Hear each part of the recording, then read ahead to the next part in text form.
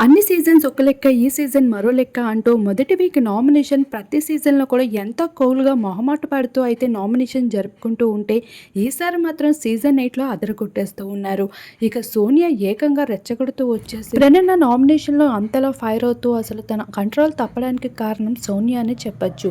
ఇక సోనియా హౌస్ లోపలికి వచ్చినప్పటి నుండి ఫుడ్ విషయంలో, బేబమ్మ విషయంలో, ఇక శేఖర్ మాస్టర్ విషయంలో ఇలా అందరితోని కోరుండి తగువులు పెట్టుకుంటున్నట్లయితే కనిపిస్తూ వచ్చేసింది.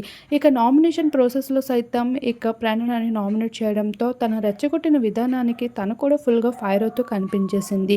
ఇక బేబమ్మ కూడా నామినేషన్‌లో కనిపించగా ఇక శేఖర్ బాసు సైతం నామినేషన్‌లో కనిపిస్తూ ఉన్నారు.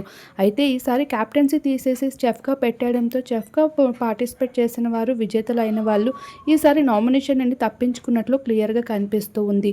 ఇక చూడాల్సి ఉంది ఈసారి నామినేషన్ ప్రాసెస్ ఇలా జరగగా మరి నామినేషన్ నుండి ఎలిమినేట్ అవ్వడానికి ఇమ్యూనిటీకి ఏ విధమైన టాస్క్‌లు బిగ్ బాస్ పెడతాడా అనేది.